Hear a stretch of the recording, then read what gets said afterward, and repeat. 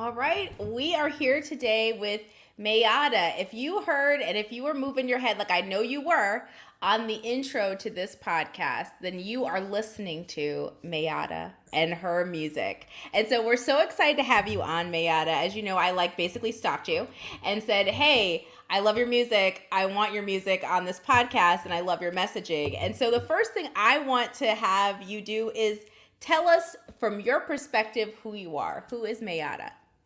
So hi, thanks for having me, Kelly. I'm Mayyadda. I am a Black queer female musician, singer, songwriter, producer, recording artist, all around creative and baddie. I'm from Love that. Minneapolis, and my family is from Liberia, and I don't know, I feel like I sit at a lot of very like kind of like obvious intersections, but then also some that are a little less obvious. And I mean, as we all do, but like I just think it's like my work in this world to like come home to myself, just keep creating space to come home to myself and hopefully invite other people to do the same thing.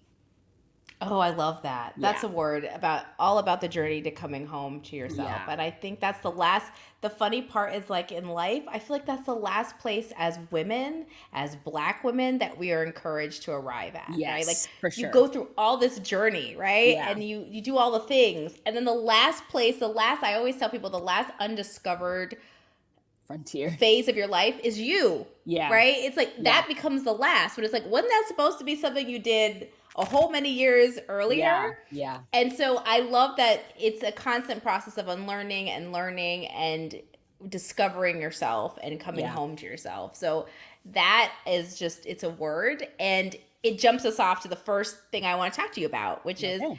about, the podcast is all about opting out of struggle. And the music that you make really is aligned with that, right? Like when you even go down like the titles of your songs, they are all about opting out of the fight, opting Yeah. out of that struggle, right? Yeah. And so tell me about your journey to music and Mhm. your journey particularly to the music that you make now. Like did you always make that kind of music? Is that what came out of you? Like Okay. tell me about that journey. Yeah. So, okay, the first thing, as far as like how did I come to music, I barely, if really, remember a time in my life that I wasn't playing music in some capacity. I started piano lessons when I was 2, so a couple months shy of my 3rd birthday. Um, I don't actually remember when I started singing because I don't remember a time where I wasn't singing in some capacity. I taught myself guitar when I was around 14, I think. Started like and started to try to songwrite around then because I like had dreams of being like a Disney girl or whatever, Oh, like me too, girl. yeah, I'm sorry. I'm just jumping in to tell you, like, yeah, Disney princess was a life goal. yes. I really wanted to be a Disney princess. We're gonna have I to duet at some point. That's it. See, I was trying to be a Disney Channel star. Like that's really what I was like. Give him a little bit of acting on the side. Give him a little bit of the like. I was trying to be a Jonas Zendaya Brothers. energy. You're like, I'm Basically, gonna be Zendaya. basically, yes. I was like the Jonas Brothers, Miley Cyrus era. Like that was my era. I was like, I can do this. Like, yeah. So, like, started writing then. Didn't really actually like tap into my writing voice well until I was around 21, like end of college, and so when I started writing and like really actually decided, I think relatively late, like for a lot of people that actually go into music professionally, like I've played a long time, but my decision to actually be a musician, like professionally, I didn't make that decision until I was halfway through my senior year of college. Um, and at that point, I was in a very different headspace at age 21. Um, and I actually did think that music was my way to save the world. Like I really started from a place of like yes, there was some stuff where I was like, I'm writing out of my own emotional space, but a lot of it was like this is what I think people need to hear, or this is what I think people need. Yeah, basically, this is what I think people need to hear. And I think people understand things better through song than they do you just arguing with them. Yeah. So it was like my strategic way to be like, I was like, I see a lot of things wrong in the world. And just for like some time context, I graduated in 2015. And so like the beginning of my senior year, like was Ferguson and like Mike Brown's death, like all of that popping off. I think what my halfway through my freshman year was when like Trayvon Martin was killed and the like Black Lives Matter started as a thing, right? So like like actually a couple weeks before I graduated, I was one of the people that like found a noose hanging on my college campus in the middle of the night. Like stuff like that was happening. So in my head, I was in a very like protest, like the world is really messed up. Like I need to contribute to saving the world kind of thing. Right. And I kind of had moved and been kind of like a little bit disillusioned with like political spaces. And so I was like, I don't want to be a politician. I don't want to go that route. But I think that music can really like impact people. So that it was like a strategic thing at the time. And then as I have, I guess that's what, been about 8-9-ish years. I can't do math, but like that journey, or like my kind of understanding of what I'm supposed to do with the music has evolved a lot. And I've gotten to a point where I was like, wow, I really keep putting myself in situations that leave me resentful. Like leave me very resentful and very drained, and feeling like it's always me pouring out, and I don't feel like I'm getting poured into at the same rate. Like what is that? Like kind of, and it really actually wasn't until like a serious depressive episode, like I want to say end of 2018, when I started having like to ask these questions of myself. Like I kind of had reached a point where like even at the time, like mentally, the way that I was thinking about it was like I hit a brick wall that I couldn't just like power my way through. And so because of that brick wall, I had to turn around and like look at all the brick walls that I thought that I had already ran through. Like some like very much Acme cartoon is what, like Looney Tunes type of thing was what I was thinking, where it's like a person shaped hole like in the brick wall. And I was like, I've been running through brick walls over the course of my life and thinking I'm fine because I'm still going. But now I've run into a brick wall. I can't get through it. And I have to like kind of look at those walls and also look down at myself and be like, whoa, I'm really not okay. It's like broken leg, bones like shooting out this way. I'm bleeding everywhere. Like internally, that's what I felt like. And that was kind of the beginning of me like using my music as a processing space for myself, and like primarily that, like it, like instead of it being like I think people need to hear this, or I'm using, if I do use my own story, it's I'm using that story on the back end of it. Like once I think I've already gotten through it and I've like learned a lesson, and now I can like kind of create a narrative, or I've like kind of created a narrative around it, and I can tell people, well, this is what I've learned, and like this is what you could learn, and da da da. Like that's what the song is about now. And it's been this way since about 2020, but like move or 20, I was going to say 2018, and then it really deepened in 2020. But like moving through that period of time and moving till now, it's like my music is for me. Like the purpose is for me to like tell whatever truth that I have. And because the human experience, while very varied, is very similar in a lot of ways too, by me telling the truth about where I am, I can more authentically actually, like people can more authentically connect to what it is that I'm making, because like the pain is authentic. The energy of where I'm coming from is authentic. So,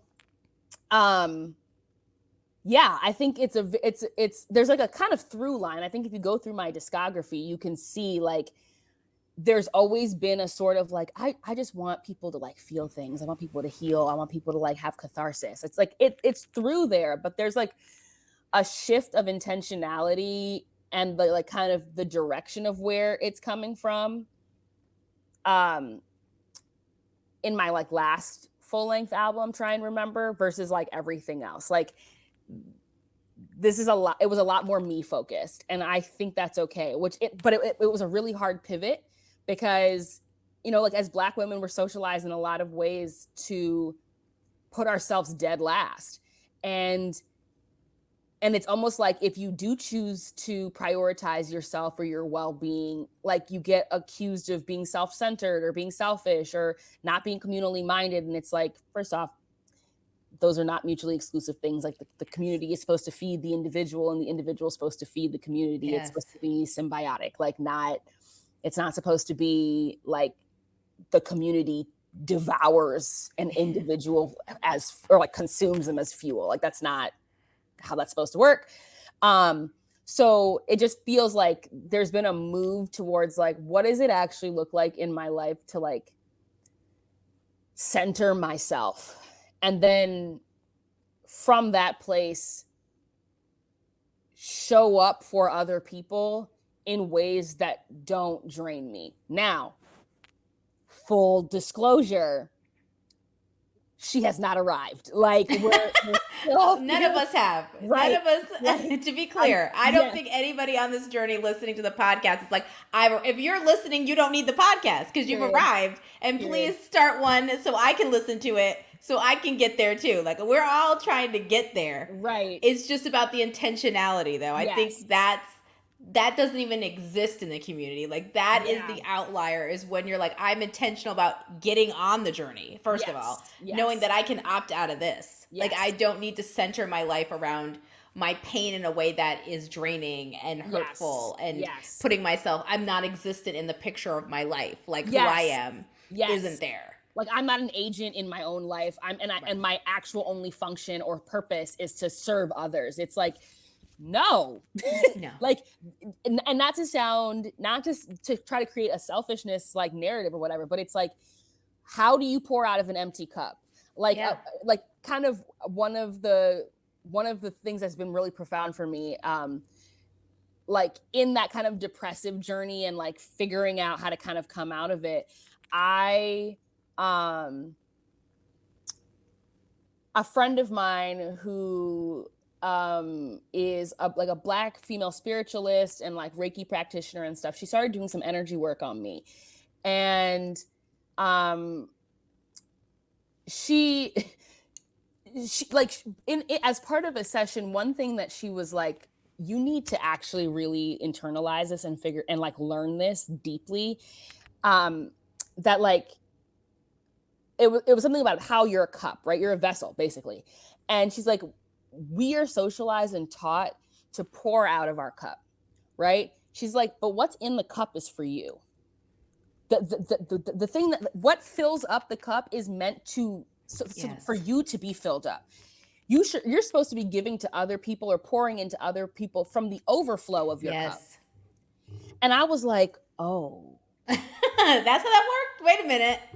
That math is mathing, and that would explain why I feel like this, because I'm not going to be resentful of giving or feel drained of giving if it's coming out of the overflow, if it's coming out of the abundance, you know, like, but if I'm dipping into what is actually mine and it's what's supposed to sustain me, of course. It's gonna burn me out. I'm not gonna be able to show up with good energy. Like, of course. So that has been such a guiding like metaphor. And I come back to it a lot and I check in and I'm like, ooh, girly, you're hitting the dregs. You're hitting the bottom of the cup, sis. Let's pivot. Time to do something Reconfigure. different. Yep. Time to restore some energy. But I Reevaluate. think there's so much beauty in that, in the sense that it really is about that. That is the thing. If no one gets anything out of this podcast, the one thing that I stand by and consistently champion is that it is the opposite of what you think will be true. Everyone thinks that they go outside, they give, and to their expense, that at the end of that is going to be like some kind of reward. Yes. And the truth is when you center your wellness, when you center yourself, when you take care of who you are, out of that comes everything. I have never met anyone who went on that journey and was like, and I am worse off for it. Like, I took care of myself and now I am homeless. I took care of myself and now I have no love of any kind in my life and everyone's turned their back on me. I have never met that person. I have only met consistently folks who have realized that once there is another option, like struggle is not my birthright, that there's a way to get out of that. And I center taking care of myself, the natural progression is this next piece that we're going to talk about, is joy. Is really having a life that brings the other things and other people into your life that try to, for the most part, it's not perfect science, but try for the most part to encourage you to keep your cup full. Instead of say, no, you can give some of that to me. And I think that is the powerful lesson, it sounds like, that you are learning, and I want to build on that. We're going to stop here because we're going to come back and talk some more. But I want to talk about now, how do you take that principle into this business called music and into your professional life? What do you do to try to make sure that you call back to that when times are anything but? So more with Mayyadda. We are going to be back and we're going to be talking about joy. Welcome back, everyone. Mayyadda's cracking me up here. We are back this week with Mayyadda Major. Again, if you have moved your head and bopped around and hummed to the song that is playing as we intro the podcast, that's all because of Mayyadda. And we are talking with her this week, and we have talked about previously in our last episode, we talked about your journey to centering yourself in the music and the healing that has brought to you, and that realization and the journey to the realization of like opting out of those. You talked about going through brick walls, right? Opting out of that struggle living and that struggle mentality. And that is the premise of the podcast. But the other piece of the podcast is, if we leave something behind, we got to pick something up, right? And if I am saying that, opting out of struggle, that our legacy as Black women is not one of struggle and resentment and heaviness and weight, then what is it? And I really do believe it is joy, it is abundance, and it is community. That is our true birthright. That is our true legacy as Black women that we just need to access. And so joy for me is the theme of the podcast. And I like to ask people how they center joy in different areas of their life. And so I want to talk about, for you professionally, with the backdrop that you are in a business that is anything but, I think for a lot of people, joyful. And it can be hard to maintain that. And it's not perfect. All of us are in professions where joy is like, what? Work and joy, says who? Yeah. Right? And so I want to know, from your perspective, what kinds of practices do you try to do, or do you remind yourself to do, or prioritize for yourself? I think that there are a couple things. So because I'm a professional creative, I have found that it's been really important for me to have creative outlets that are not professional, that are not like, that I don't monetize really. Yes. So I'm knitting right now. Yes. Because it's kind of like a fidget for me, has been for like most of my life. But knitting is one thing that like, I learned this because I did try to monetize knitting at some point. And it was miserable. And I was like, okay, I need to actually like have the joy of like making something and having like the satisfaction of that, but then like not really have any stakes tied to that. Like whether or not I'm getting paid, whether how much I'm getting paid, like all the other connections and things that I need to make around that. Like there's a part of my creative life that is very tied to. But with this, absolutely not. And I think that has been a really important thing for me. Actually, like allowing for I guess like kind of childlike activity, like things that seem childish, but I'm like, I've always loved doing this, and like who says I have to not do this because I'm an adult? Like I like made myself a hula hoop, and Love that. I hula hoop with that quite a bit. Like other creative things, like I like to make jewelry sometimes. I just like to make things with my hands, and like doing those kinds of things are great. Like watching movies or shows that I really loved as a kid. Just like rewatching things, like it like getting into kind of like a child state has been like a thing that I think is really important, especially like when you as an adult have the like understanding or perspective on your own childhood to be like, there are some really traumatic things that I experienced, and I didn't have the perspective, and b the actual like developmental like ability, or like yeah, like ability at all to like get myself out of that situation. I think it's really important for you to like be able to like relive good parts of your childhood, or like re-access parts of your childhood that felt good to you,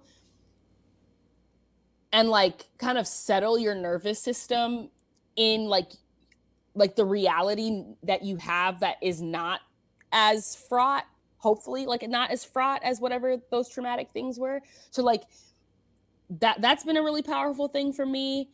In the actual like music making part of it, because like all of the admin, it's like when you talk about music business, it's all the business stuff that sucks. Like Yes. the music part is like amazing, and I've just been trying to figure out like what the like how to balance out better like the amount of time I'm spending doing the music thing versus the business thing, so that I don't burn out. But like there's some parts of like the parts of the music that I love the most. Number one, I like in the recording process, like doing background vocals is my favorite thing. Like the arranging, the trial and error, the like stacking it, like when you really get when your harmony locks in the way that you really wanted it to, or like um you get kind of like counter melody parts going with your harmony, and then like you tuck them in the right like place in the mix, and then you still got your lead coming through. Like I always end up having to send my stuff to other people to be like, just make sure that this lead actually sounds good, because I get so caught up in the background vocal that I'm like, yeah, the lead, which is crazy because most people don't care about the background vocals. Like and I'm like, that's all I care. So I like just actually indulging myself in that way. Another like the other thing that has been actually I think really helpful for me musically is I when I started performing solo and like performing original work solo, for like a host of reasons, I predominantly perform by myself, and performed then as by myself. It would be me and a guitar, me and a piano. And so at the time, because I had come up in like choirs and a cappella groups, and I had always been singing with other people, I was like, I need to find other people to play and sing with. And there is a local largely cover band. We mostly do covers. There are a couple of the lead singers originals that we do as well, but we mostly do like R&B and soul covers, and I'm a background vocalist in that group. And it's called Candy, and with an I, and it's like just been one of the joys of my life because everybody in everybody in this group is like such a beast. Like practically everyone is a lead singer in their own project. And there are like several cases within the band of people playing instruments that like aren't technically their instrument, right? So like, for example, I play guitar and piano. I don't call myself a guitarist or pianist because I don't play those instruments as if they're like an extension of me. But I'm a vocalist. Like where I go ham and where I really just like express myself is my voice. We've got guitarists pulling up as the pianist in our group, or like the drummer is actually a singer, the bassist is actually a percussionist. Like it's, and everybody can sing. It's just so much fun because we get to all just gag over each other all the time. And like being on stage with them is so fun because it's like somebody will do something crazy and we're all just like gassing them while they're doing it. And it's like whether or not the audience is there is like not even super our concern. We're just like, we're having a good time with each other. But what's also been really funny about that is that we've all ended up kind of supporting each other in our varying projects. So my drummer and bassist are the lead singer of that band and the bassist in that band, but they both also sing backup vocals for me. And the drummer and I, like, we were just on the phone for like 5 hours last night making like new arrangements to the set, and like he's like kind of functioning as a musical director for me right now too. So it's like just getting to nerd out with other nerds is like, especially in a low pressure thing, because like, again, I'm not the lead singer. Like I love Candy gigs because I'm like, y'all tell me where to be. Tell me what the set list is. I don't decide anything. I don't have any conversations with the venues. I pull up with just me and I leave with just me. Like I don't have to bring any instruments. I don't have to bring, I mean, unless we're like doing solo sets in it, but for the most part, I don't have to bring any instruments. I don't have to be like the front person. I just have to have a good time with the gang, and that's it, you know? So like creating what feels like a low pressure space, but that still lets me like stretch and still challenges me and still lets me just get to nerd out with other nerds is like chef's kiss. Like it's been a joy. So I think that all answers the question. Yeah, it answers the question perfectly. And I'm going to nerd out a little bit about the science behind the choices that you made, in the sense that all of that is what the science tells us actually helps people be better professionally. So deep playfulness is connected to enhanced productivity, enhanced problem solving abilities. And, you know, shout out, there's an episode out called Opt into Nostalgia, and I talk about the power of play and the power of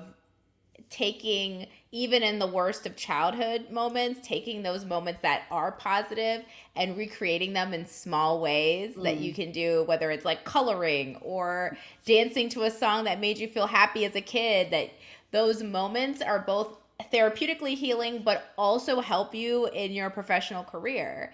And doing things with your hands are also predictive of more creativity and more innovation. All of the things that you do actually are things that are enhancing your professional life. Like every single one of the things you listed. I love that. Come on, intuition, period.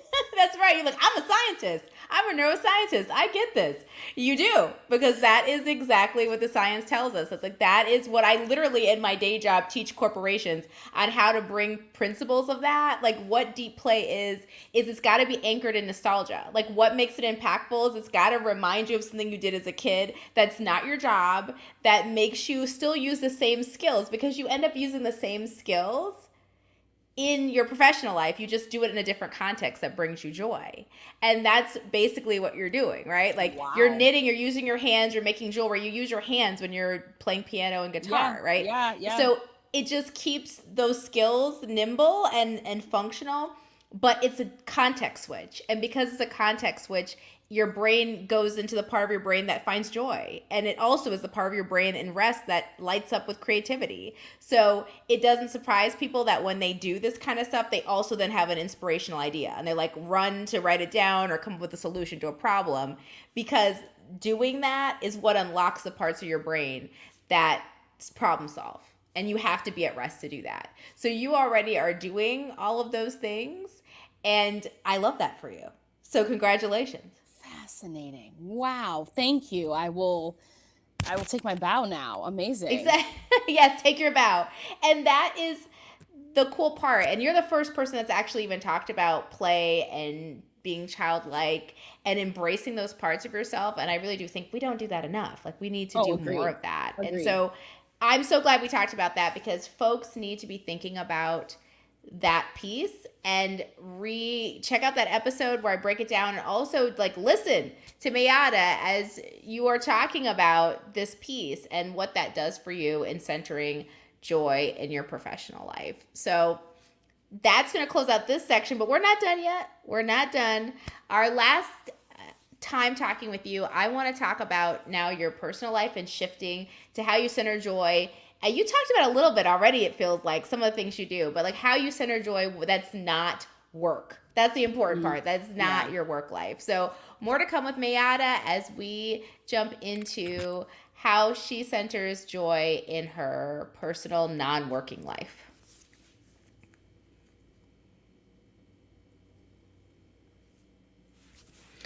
Conversation has flown by. I could talk to you for hours. My intuition was right when I was like, we need to have your music. It's aligned with this podcast and with what we want to bring, which is joy.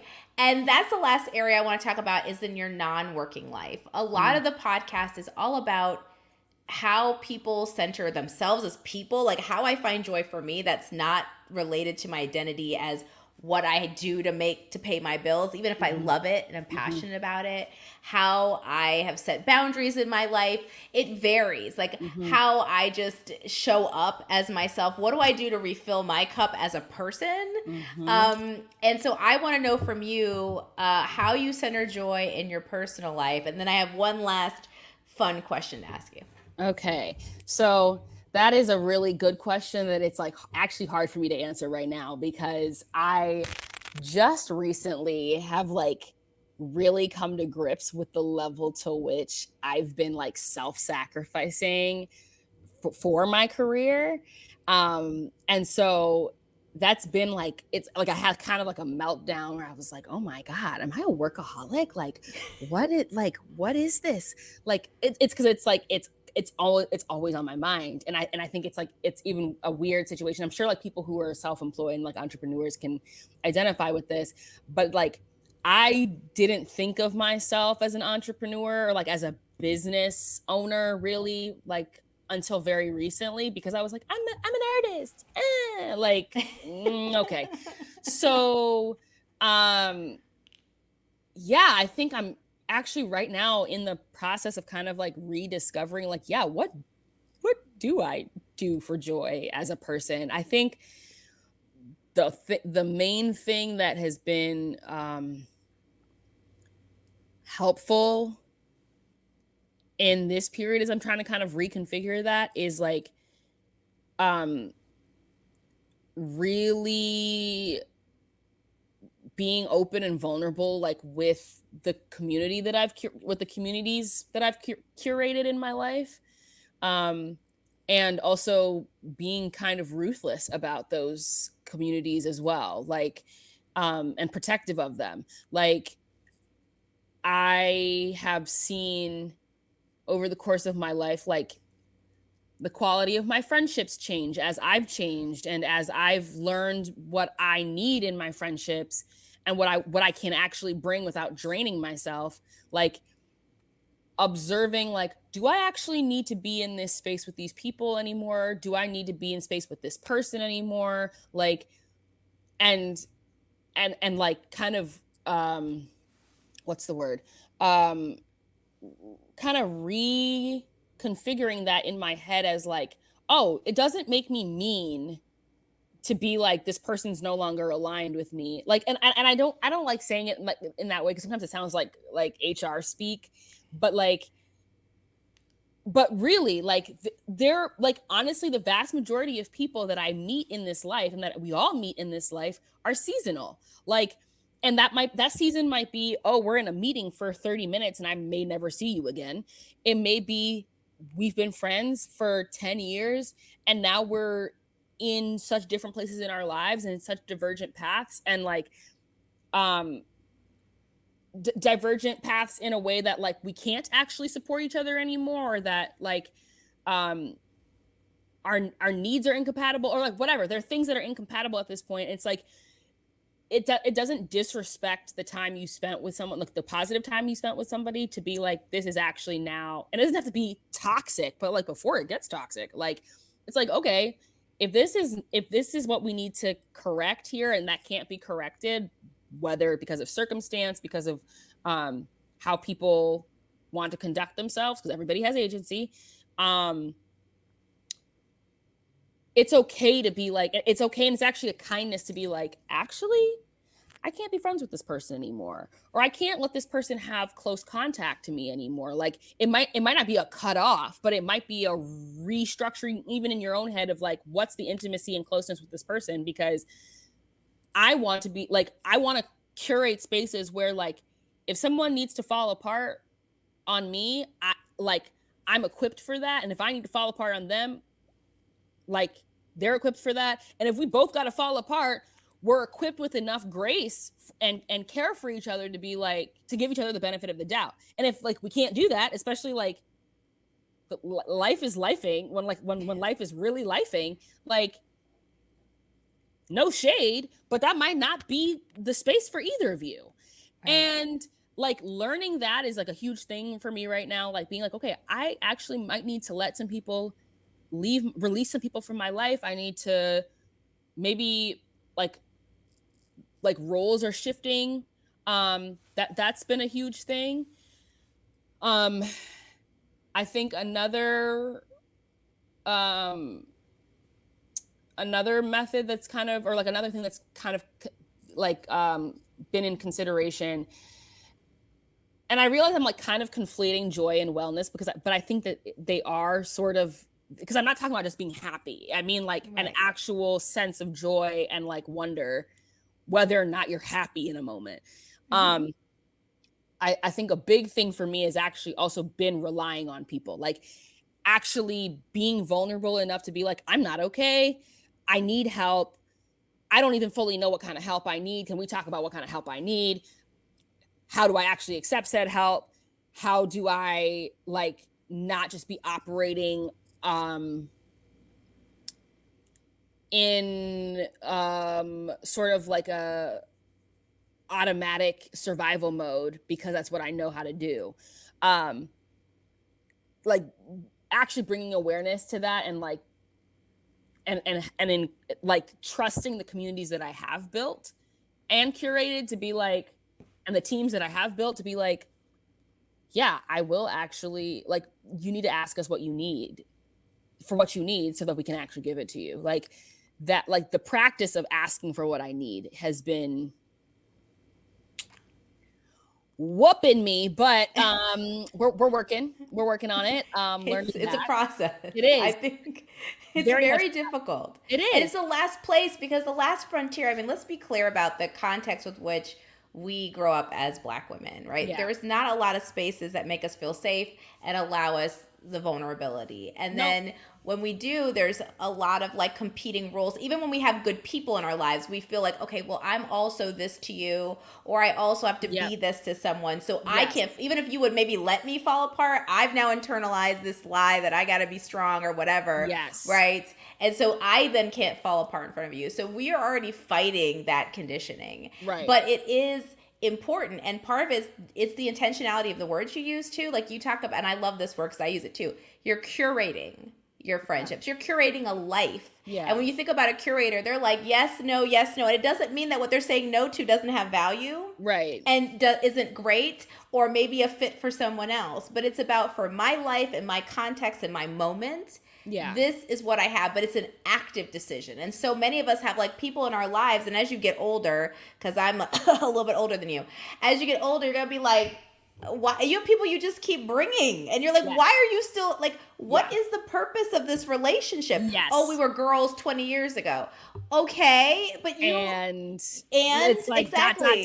We're not at 20 years ago. Like, right, but you feel compelled to bring that along, and that's also like a misdefinition of community, right? Yes. Community isn't years of you've known someone. It's Yes. about who helps you keep that cup filled, right? Yes. And that is the litmus test for who your community is. And like the final piece I will say that is that the other way that you said that, which is like community can be a fun podcast episode. Like it also can be lifelong friendships. And it doesn't mean that if you have a meeting with someone for 30 minutes, is how you put it, that you will never talk to them again. That could be your new best friend. Mm-hmm. But it also could be that moment. And if that filled you up and brought you joy, that's your community for that moment. Yes. And we don't emphasize that enough. Like we look for like the best friend. We go to this extremes of like the person that is going to be, you know, the person that every story where it's like, we've been together friends 30 years. We're going to be that if you have that, celebrate it. Yes. But also don't make that your litmus test for joy and relationships and friendships, because that's just not real. And joy is in those moments. Joy is in the 30 minutes. Yes. Not the lifetime of dragging, let's say, someone. Yes. And I think that's what it is. It's like, again, like it's like, it's always mistaking the thing about the thing for the thing. Yes. Right? Like if I say ocean, that evokes something for you. That's not the same thing as the ocean. No. Like that's the experience of the ocean, right? Like, or the symptom of the thing as the actual thing. It's like, oh yeah, like people talking about like, yeah, this marriage has been a thing for 50 years. And it's like, should it have been? Yeah, right. That's not, should you be celebrating that? Maybe I've seen your marriage. That may not have been the marriage you needed for 50 years. Right. Like the longevity of something or the time put in, it's like, I know we have like, as humans, we have issues with like sunken cost and all of that. Yes, we do. And I get it. And I'm also like, okay, we're capable of like of thought, like, let's think about this, because it's like, if the thing that you've put a lot into is draining the life out of you, like, it's not for you. It has to go. Yes, it's not for you. And you're going to stay in struggle. And then you're going to pass that on to the people around you who are observing you, right? Correct. It is the way the cycle keeps going. And I love that for you. You are curating this life and this friendship, these relationships, these moments for yourself. Yeah. That keep you, that are the path to joy. It doesn't mean you're there yet. And you said it's a process and we're all trying to figure it out. Yep. But I do think that you are thinking about it in a way that a lot of people don't. And so I'm thankful for you sharing your insights with us on it and having you. I have one last question, and then I want you to tell us how we can connect with you. What do you listen to? Like, who are your artists? What are you listening to right now? What is Rick? Okay, yeah, let me say right now, because it's always a range. So I am listening to Beyonce's Renaissance, because I'm studying up for the concert, obviously. Nice. I'm listening to Paramore's new album, This Is Why, also studying up for said concert. So excited to get to see both of them this year, because like low key, those are like my two professional idols, but whatever, we're gonna get into that on another tip. I just this weekend have really gotten into Janelle Monáe's new project that dropped on Friday, Age of Pleasure, good. And I was like, oh, this is gonna be the bop anthem. We love a queer feminist moment. So that's been great. Kamau's, I think the album, I think it's Lacuna is how you say that, but it's like Lacuna in the House of Mirrors, I believe is the name of the album. I've been loving that. Who else? There's like a couple other people that I am like floating around, but those are like the 5 albums I think that are like really in rotation right now and have been for me recently. Um, especially like through recording a new project. I was listening to a lot of Paramore. Like I was listening to Paramore as I was getting set up each time because again, a stan. Um, but yeah, I think maybe what was that, 4 or 5 projects? Yeah. So yeah, those are probably the ones that I'm listening to right now. I love it. I love Mhm. it. So, Mayyadda, how can folks connect with you? What things do you have coming up for our audience to know? Yes. So, like I said, I just was in the recording process. I um am releasing a acoustic album. It's kind of like a companion album on July 1st, which is my 30th birthday. Very excited about that. And it is I don't know if I already said the title, but it's Try and Remember the Acoustic Album. So it's got 6 acoustic reimaginings of a couple of the songs of 6 songs on the original project, and then 3 new songs, but all of them were recorded in this kind of like voice memo, like one take style. So I literally like set a mic up in the guy who takes care of my guitars is a luthier, like my luthier shop, and just like each version you hear of that is like the one take that I took. Like it's front to back. And so it's hard. It's definitely like difficult to record that way, but I was like, I think this is how this needs to be done. So if there are any of the songs that you were like, oh yeah, I really feel like this needs a stripped back version, you'll get that. And then there were like 3 demos where I was like, you know what? I don't feel like building these out all the way yet, but I want people to hear them. So I'm going to throw them on here as well. So that's happening. I'm very excited about it. There's like some really cool, like additional support things for that album coming up. And I'm not going to tell y'all about yet, but they're coming this summer and like late and early fall. I will be doing an album release show on July 1st. At Grand Oak Opry in St. Paul, Minnesota.